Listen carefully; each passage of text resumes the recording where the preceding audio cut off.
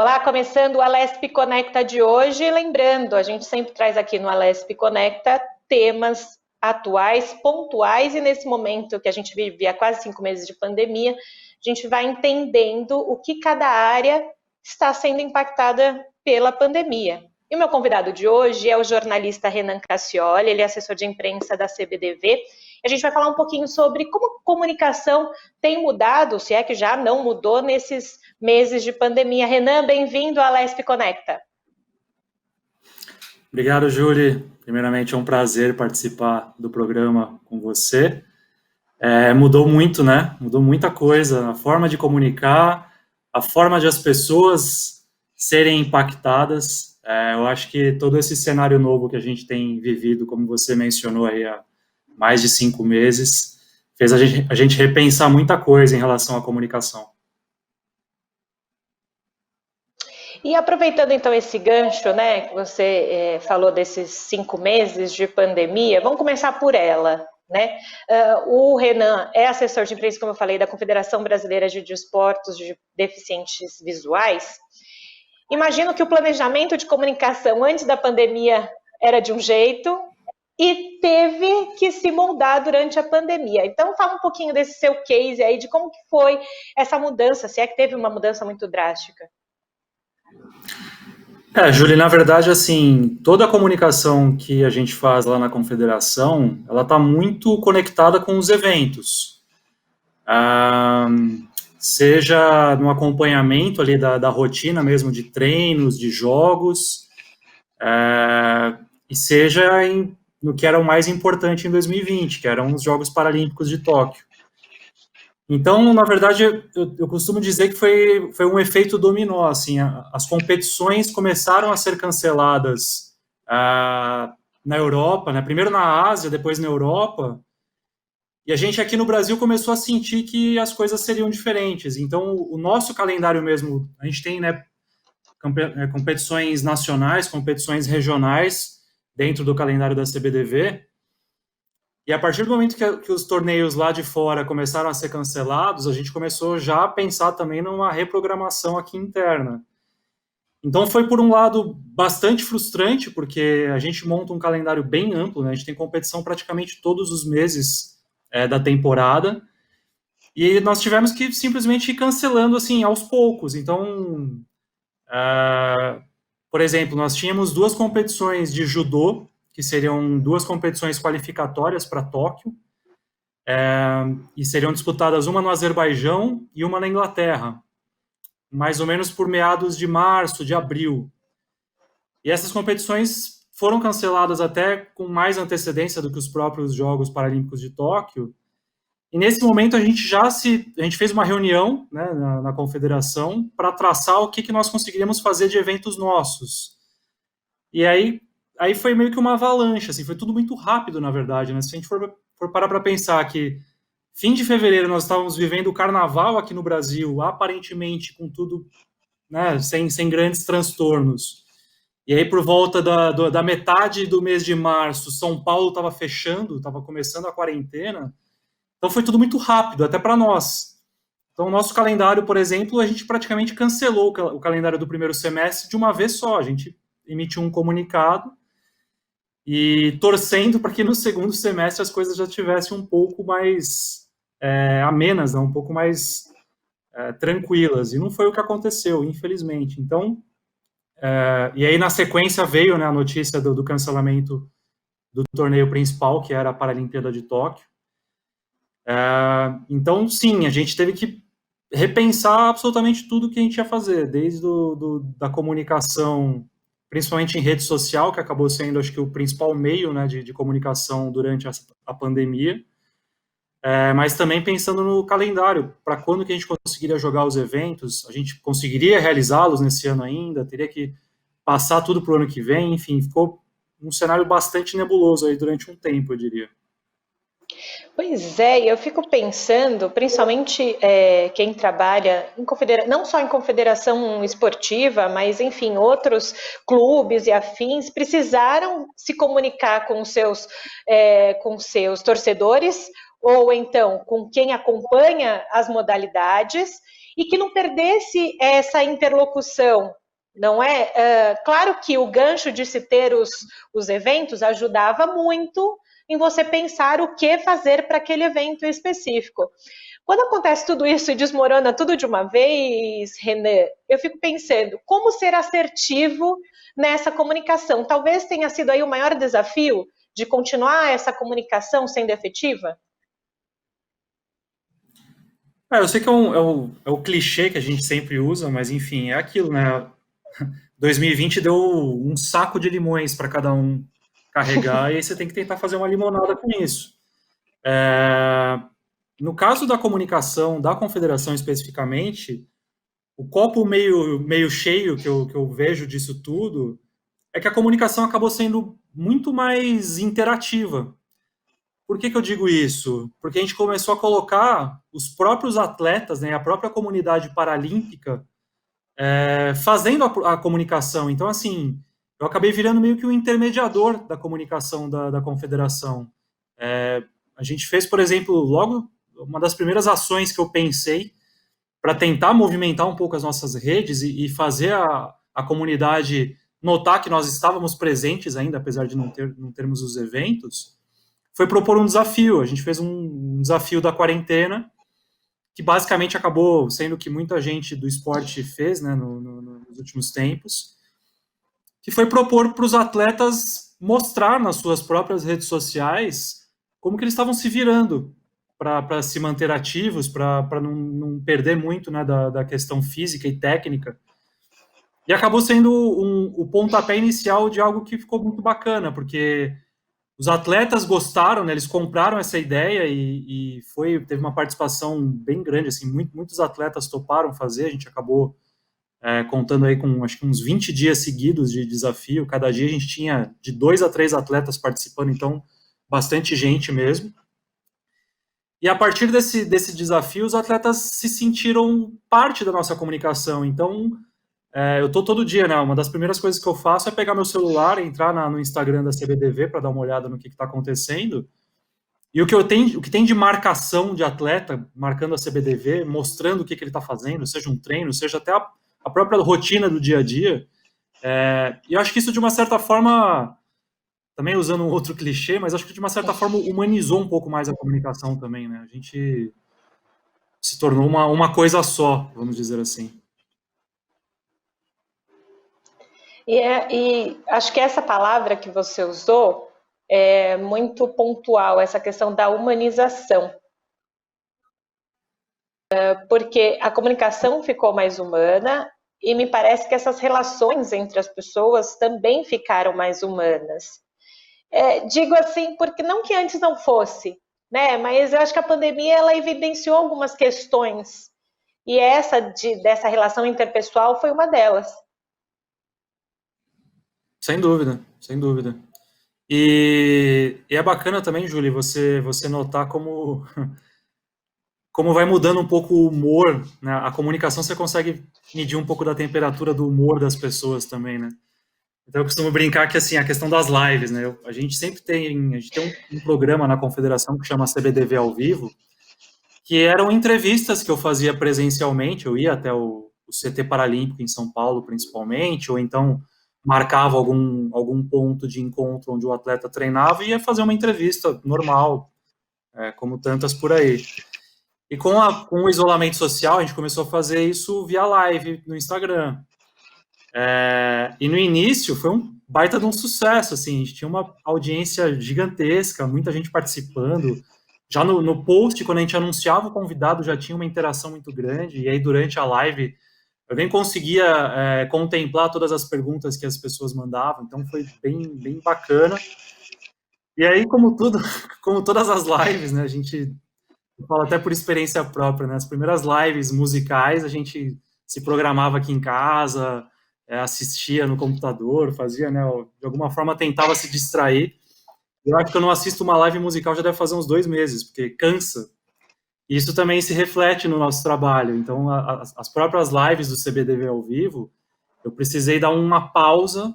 A gente ficou praticamente 2 meses sem fazer o programa, porque as pessoas se cansam também, né? essa coisa da temperatura do humor das pessoas, né, que eu falei que a comunicação permite a gente alcançar, é um pouco disso. Você vai sentindo, você vai fazendo um jogo meio de tentativa e erro. Então, assim, deu certo no começo, legal, bacana, não deu mais certo depois. Então, você até respondendo mais diretamente o que você perguntou sobre ser assertivo, as lives não estavam mais sendo tão assertivas assim. Então, você tem que parar, respirar e pensar, bom, o que eu posso propor agora de diferente, de bacana? Isso acaba sendo um desafio. Acho que todo mundo que trabalha com comunicação, na verdade, está vivendo um grande desafio em 2020. Como você ser interessante e ser assertivo com o humor das pessoas oscilando tanto dentro de casa. E isso que você falou, né? Como você entender a temperatura de quem está assistindo e de quem vai comprar aquilo que você comprar, digo, no sentido de ir lá, acessar então o Instagram da entidade, o que for, para conseguir fazer o seu trabalho. E eu acho que é muito louco bom, comunicador por si só já tem que estar ligado ali 24 horas no que está acontecendo no entorno. E eu imagino, até porque nós aqui também da Rede Alesp, a gente vai sentindo como é que vai funcionando cada programa, cada interação com as pessoas, o próprio jornal, que a gente tem um jornal 5 horas ao vivo também, a gente vai medindo ali pelo YouTube como é que as pessoas estão reagindo. É aquela coisa assim do tentativa e erro, deu certo agora. Não deu, eu volto um pouquinho para trás. Mas mesmo assim, quando você volta para trás, você já tem que estar pensando em outra coisa para dar certo, porque você não pode ficar sem nada nas redes sociais, não é isso? Você não pode deixar de comunicar, né, Júlia? Essa é a questão, assim, as pessoas esperam algum tipo de interação, algum tipo de conteúdo, né? O que acaba sendo muito frustrante, eu volto a falar dos eventos, né? O que eu sinto muito trabalhando em uma confederação desportiva é que a ausência dos eventos baixa muito o ânimo das pessoas, né? E essa falta de perspectiva de quando a gente vai voltar a ter uma competição, principalmente entre os atletas, né? A gente está falando de atletas de alto rendimento, né? As competições regionais acabam englobando um pouco de tudo. Tem atletas não tão tops assim, mas de uma certa forma toda a comunidade que está envolvida com esses eventos sente e sofre, né? E a gente acaba sofrendo junto, porque não tem o que fazer, você tem que esperar. E durante esse processo de espera, buscar esse tipo de proximidade, de tentar atingir essas pessoas de alguma forma, até como tentativa de elevar um pouco esse ânimo, esse humor das pessoas, né? Acho que isso acaba sendo também um papel social que o jornalismo, que a comunicação tem também, né? A gente tem tantas notícias ruins que vieram na esteira da pandemia. A gente, né, não é o meu caso específico agora, no que eu trabalho, mas a comunicação tem que informar tudo o que está acontecendo e, ao mesmo tempo, a gente tem que medir ali a régua para não parecer que a gente está ignorando, né, para parecer que está vivendo num mundo à parte, mas também tentando, de alguma forma, animar as pessoas, enfim, trazer um conteúdo que dê um pouco de distração também nesse momento complicado. Renan, aproveitando essa sua fala sobre jornalismo, bom, Renan já passou por muitos anos para o Jornal Impresso, também teve passagem em produção de TV, se eu não me engano, na TV também, mas enfim, você tem aí a sua visão não só como assessor, né? Você veio de uma outra escola do jornalismo. Quando a gente está falando em jornalismo hoje, não é? Ainda se tem muita falha de comunicação? Em que sentido você diz, Júlia?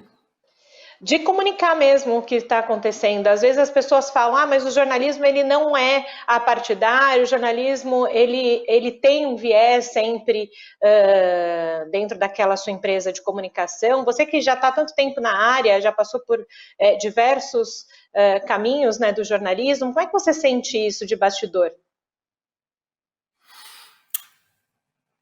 Júlia, assim, falar de imparcialidade, né, em jornalismo é sempre muito complexo, porque não tem jeito, cada veículo segue uma linha editorial, isso não se disfarça, as pessoas percebem.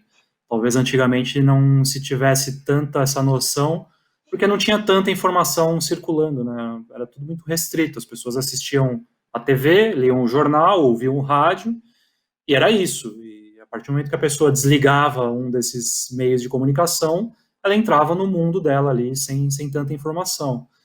Hoje em dia isso não existe. Hoje em dia você está com o celular na mão o tempo inteiro, você recebe, você é bombardeado por essas informações. E aí, falando sobre falha de comunicação, na verdade eu vejo o oposto. Eu acho que até tem um artigo bem interessante, né, que eu li faz já algum tempo, dizendo que a audiência dos programas jornalísticos na TV tinha aumentado muito durante a pandemia, muito. As pessoas voltaram a assistir o jornal na TV. E eu acho que a imprensa e o jornalismo vem tendo um papel fundamental de informar, as pessoas às vezes até reclamam, né, de alguns canais que acabam exagerando, que é só isso o dia inteiro, mas assim, gente, é uma situação completamente inédita. Quantas gerações se passaram sem que a gente enfrentasse uma pandemia mundial, assim, é uma coisa completamente fora da nossa realidade até então. E eu acho que a imprensa estar o tempo inteiro em cima, atrás de estudos, de números, e principalmente, que acho que é o maior mal que a gente vive hoje em dia, tendo de gastar energia para desmentir notícias inverídicas, acho que isso é primordial. Parece até às vezes um trabalho meio de enxugar gelo, né, o que a gente tem feito no jornalismo, porque a velocidade com que as tais fake news se propagam é imensa e ao tempo inteiro, seja a gente acompanhando essas agências, né, de verificação de fatos, que são fundamentais, e seja a gente tendo que chegar ali no grupo da família do WhatsApp e falar, gente, esse link aqui tá errado, não compartilhem isso, né?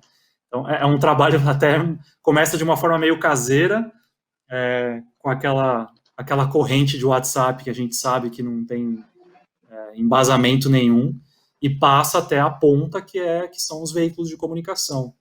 Então, eu não acho que esteja sendo falho, não. Eu acho que, pelo contrário, a imprensa tem desempenhado um papel louvável até, e até por isso que eu falei, quer dizer, é novidade para todo mundo, inclusive para os jornalistas, e eu acho que eles têm desempenhado bem o seu papel.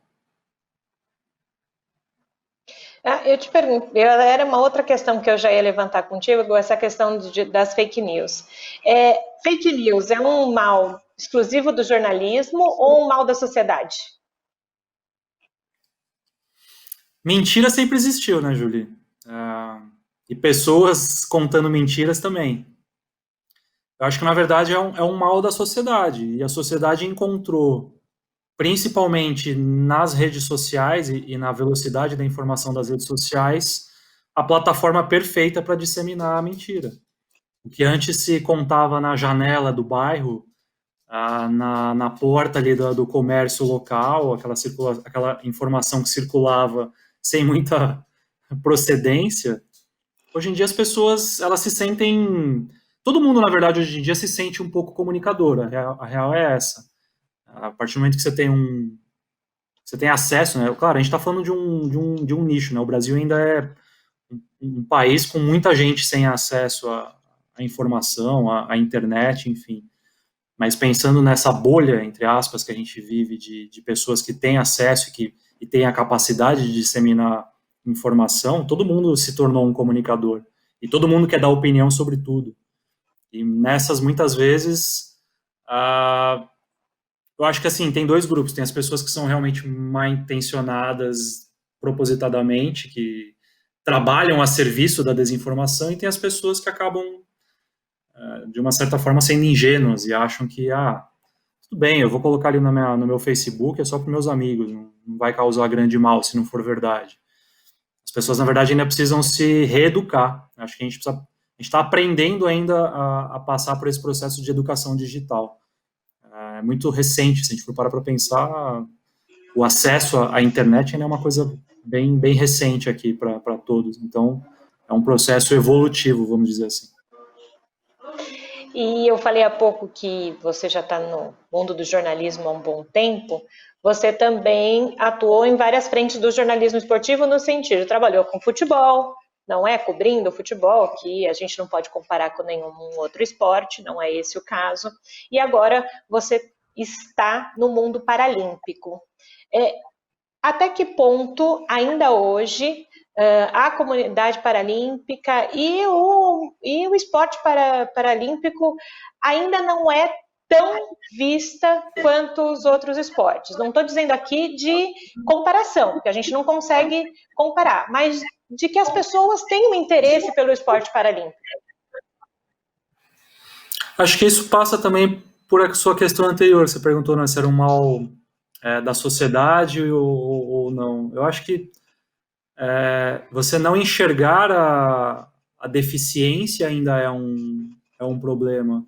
Isso acaba refletindo diretamente em qualquer ramo que envolva a pessoa com deficiência, seja no esporte, seja na ausência de pessoas com deficiência nas empresas, enfim. São poucas as empresas que têm uma política realmente de fato de inclusão, né? E a gente enxerga a falta de inclusão no nosso dia a dia, seja nas calçadas impraticáveis, seja em todos os locais que não tem uma qualidade de acesso. Então, eu acho que isso, na verdade, ainda é um mal da sociedade e que o esporte paralímpico sofre por tabela. Eu trabalho há pouquíssimo tempo com esporte paralímpico, na verdade. Eu tenho um pouco mais de 15 anos de carreira e eu estou há 1 ano e pouquinho trabalhando realmente diariamente com paradesporto. Eu sempre trabalhei com o convencional, com esporte convencional. Então, assim, para eu te dizer se eu notei já alguma mudança nesse curto espaço de tempo de 1 ano, eu não posso te afirmar, seria leviano da minha parte. E tem o fator Jogos Paralímpicos. Essa é sempre uma questão. O paradesporto ele tem um processo de visibilidade que ele dura assim, ele vai do ano paralímpico até acabar a competição. Aí fica aquele período de 3 anos sem praticamente haver grande cobertura que não seja do nosso nicho do que está acontecendo no movimento paralímpico. Aí chega no próxima competição, que vai ser Paris 2024, provavelmente em 2024 vai se voltar a ter uma informação aqui e ali sobre o que está acontecendo. E a nossa luta diária é essa, para tentar tirar do nosso nicho, né? É ótimo a gente ter essa comunicação e as pessoas com deficiência, e isso é uma coisa que me surpreendeu, porque eu trabalho com cegos, né? A Confederação CBDV é de esportes para cegos. E os cegos são muito engajados em redes sociais, em tudo que você faz. Claro que você tem que sempre tentar trabalhar a acessibilidade, tornar, né, o conteúdo, ter ali a audiodescrição ou a legenda acessível para o cego poder entender o que está se passando. Mas eles são muito engajados. Então, assim, trabalhar a comunicação dentro da confederação e dentro da comunidade paralímpica, para mim, é relativamente tranquilo. Eu pensei que houvesse, assim, um distanciamento e uma resistência maior do que eu encontrei. Na verdade, não existe nada disso. Existe a vontade de eles estarem por dentro de tudo que está acontecendo. O grande desafio é eu ultrapassar essa barreira e conseguir atingir o público em geral. Não é um trabalho fácil, mas ao mesmo tempo é bom, é muito... A sensação quando você consegue atingir esse objetivo é sensacional, porque aí a gente tem esses breves momentos de achar que a sociedade realmente evoluiu e tem ali equiparação de condições. E eu te perguntei isso porque a gente falava sobre essa questão do jornalismo também ter um lado social e a gente não deixa de unir isso agora com o paradesporto. Eu estou dizendo isso porque eu ouvi do secretário municipal de pessoa com deficiência, o Cid Torquato, que às vezes as próprias pessoas não olham para o deficiente como deveria olhar. Olha só com o olhar de coitadinho, e não é isso, né? Ele não precisa desse olhar. E não é que também está se lutando por oportunidades iguais, ele só precisa dizer que a pessoa é uma pessoa com seus direitos, né? Então, é nesse sentido dessa conversa, né? No sentido que você passou tantos anos com o esporte convencional e foi para trabalhar como paralímpico e tem essas nuances diferentes, mas não tem diferença, né? No fundo, são pessoas, né? E Júlia, assim, coisa mais básica que acontece quando uma pessoa se depara com um atleta, né, principalmente do paradesporto, é olhar e já colocar assim o rótulo, né, superação. Tudo é sempre superação, toda a história é sobre a superação. Existe, claro, é uma superação, você conseguir ultrapassar essa limitação física já é uma superação, ok.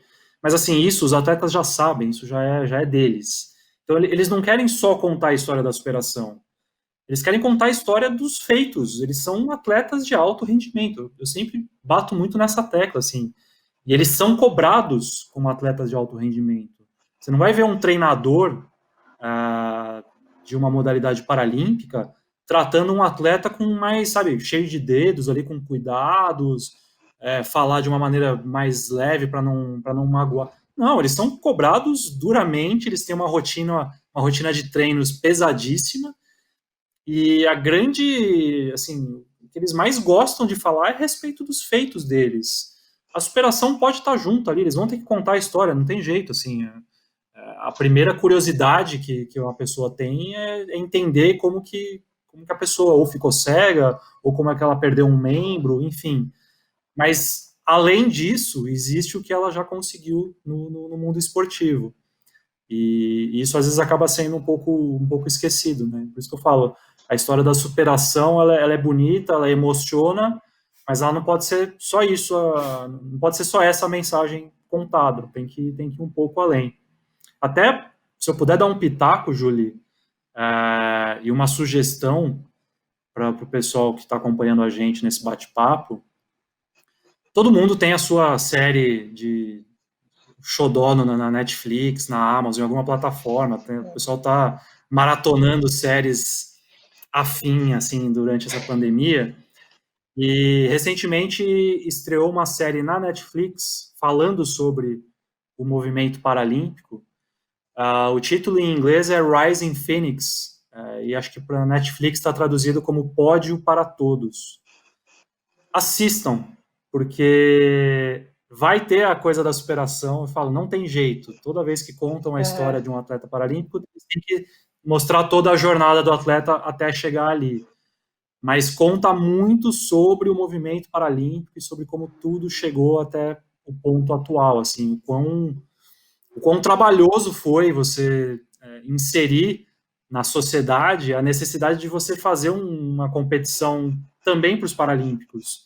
A gente pode aqui recordar que os Jogos Olímpicos da Rússia, em Moscou, em 1980, a Rússia declaradamente não quis fazer uma competição paralímpica, porque a Rússia dizia que lá não existia gente com deficiência, então não tinha por que fazer uma competição desse tipo. Eles tinham vergonha de mostrar as pessoas com deficiência no país. Então, você pensar que em 1980, a gente não está falando assim de tanto, não é um passado tão distante assim, a gente teve que enfrentar isso, quer dizer, uma competição precisou ser passada para uma outra sede, simplesmente porque a sede principal da maior competição esportiva do planeta não achava que era necessário você fazer você abraçar as pessoas com deficiência.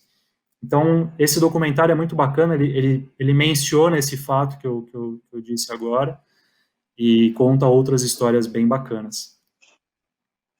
Perfeito. Eu não estou Então, com fazendo essa jabá para dica do. Netflix, não.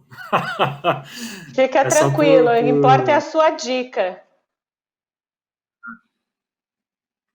Então, com essa dica do Renan, desse documentário, a gente vai encerrando o Alesp Conecta de hoje. Falei para o Renan antes, eu gosto de falar dos bastidores, falei para ele antes que passava rápido esse nosso bate-papo. Obrigada, Renan, por contribuir hoje com a gente aqui na Alesp Conecta. Júlio, foi uma delícia. Por mim, ficava aqui batendo papo com você, mas 1 hora facilmente. Primeiro porque eu adoro conversar com você, a gente tem uma relação muito bacana já também de se conhecer do jornalismo há muito tempo, mas porque Sim. eu adoro falar sobre movimento paralímpico e sobre a comunicação, né, como era o tema principal desse bate-papo. São dois assuntos que sempre rendem bastante. Obrigado mesmo de coração pelo convite. Imagina, então numa próxima oportunidade você volta aqui no Alesp Conecta e a gente vai querer ver a Gilda, porque a gente sabe que o Renan tem a cachorrinha dela, a Gilda, e ficou quietinha, tranquila lá para o dono participar do Alesp Conecta. Obrigada, Rê. Imagina, ela passou a live inteira, que ela tá no sofá aqui na minha frente, ela passou a live inteira aqui olhando para mim, dizendo, cara, e aí, a gente vai brincar hoje ainda ou não? Mas na próxima, certamente, ela vai ser mostrada para vocês. Legal, valeu, Renan. Você quer rever esse programa que terminou agora? É fácil, corre lá na nossa plataforma do YouTube da Assembleia Legislativa de São Paulo. Eu fico por aqui, tchau.